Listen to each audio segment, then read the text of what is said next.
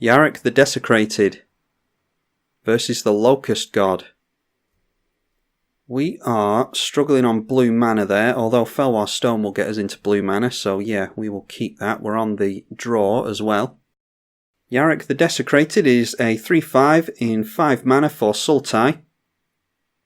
It has Death Touch and Lifelink, and if a permanent entering the battlefield causes the triggered ability of a permanent you control to trigger, then it triggers again.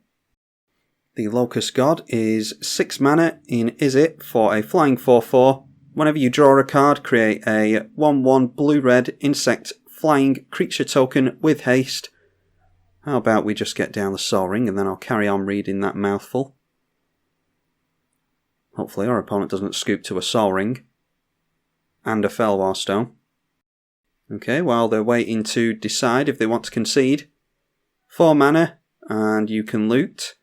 And then whenever it dies, return it to its owner's hand at the beginning of the next end step. Okay, that's good. They allow the Sol Ring in. That's snuck down from our opponent, an Ancestral Vision. That has 3 more time counters on it. We'll just keep that in its own window over there to keep track of it. Okay, Miri's Guile isn't awful. We cannot go for Guardian Project and Miri's Guile. So in that case, we'll just go Miri's Guile and we can start filtering our draws. Yeah, I think the Locust God is holding up counter magic. We could have gone for our commander there, but obviously decided against it. Now, what do we want to Vamp Tutor for? I think we could go for the Conjurer's Closet, although we want to get into more mana really, don't we? Maybe just hold back on the Vampiric Tutor. Although we could try and bait a counterspell, couldn't we? Yeah, let's go for the Vampiric Tutor and see if they want to counter something. They're not in red mana, thankfully. Let's go for the Conjurer's Closet. If we manage to land that, then it'll be really good with Woodland Bellower, whether we have our Yarok in play or not. We can look at the top 3 with Miri's Guile and reorganise them.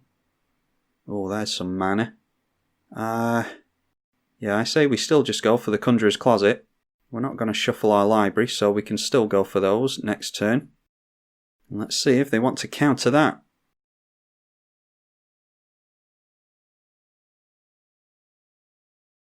Yep, looks like they do, so the bait worked. Problem is, they used Forbid, and they got rid of a couple of cards in order to get Forbid back into the hand, so we know they have counter magic at least. They're probably relying on the card draw, refilling their hand, Ancestral Visions. They get into another land, but still no red. Now we need to decide if we want to shuffle those away or not. I say we go for the Signet this turn. If they want to counter a Signet, that's no problem, but they allow it in. Let's see if we can land a Guardian Project. Guardian Project will trigger twice, because it's whenever a non-token creature enters. It doesn't care about creatures being cast. And yeah, they go for the Forbid on that. 2 cards in hand, but they're very close to refilling their hand with the Ancestral Vision, or drawing 3 cards at least. So there we are, they're up to 6 cards in hand now. And they get their red mana with Volcanic Island. Still a mana short on the Locust God though.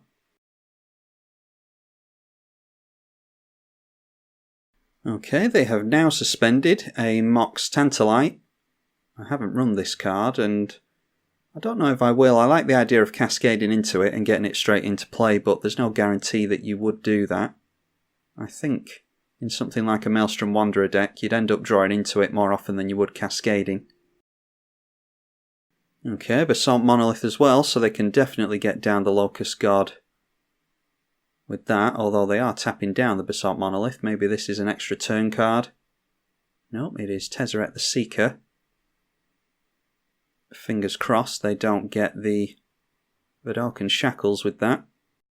Nope, just deciding to untap the Basalt Monolith. Now then, do we want to shuffle stuff away there or not? I think we can go for a Bayou here. because we do need to start making lands. And then if we're desperate to recast our Yarok next turn, then we can go for that Mana Crypt. Now, if they get into a land next turn, they could wheel. Yeah, Locust God into a wheel would be pretty good for our opponent. They do make a land drop. Out comes more mana with the Thran Dynamo.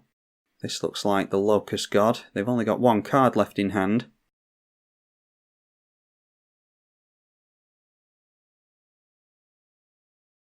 They're going for -1 onto Tezzeret the Seeker. I'm glad it's not -3 because I think it is 2 mana to activate the Vidarkan Shackles. They're just going for Skull Clamp onto the Locust God. Once they start going crazy with a Skull Clamp, they can get a lot of insect tokens into play. So I wonder if we want to go for Woodfall Primus or... there's the Rex Sage. I think it's time to go for that Mana Crypt.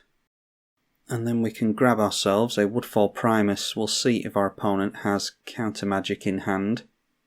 It's not likely, but you never know. Now with the Woodfall Primus, I would actually very much like to screw my opponent on their mana, but I want to get rid of Tezzeret and Skullclamp even more. So instead of going after the Volcanic Island, I think we'll go after Tezzeret and Skullclamp.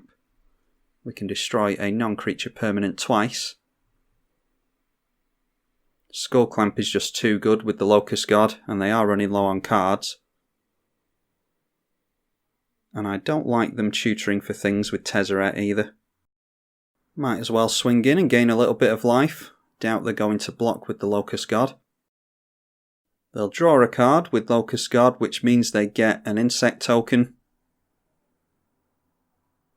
And if they were able to Skull Clamp, they'd be able to clamp this, get a couple of insects, and then keep clamping all the time. They could dump all their mana into Skull Clamp, refill their hand, and get an army of insects if they wanted to. But they're just going for a loot with the Locust God. And there we are. They would have gotten into another red source anyway. So I'm glad we didn't go for the blowing up of the Volcanic Island. Another loot, so our opponent's pretty desperate. But they might be into counter magic now.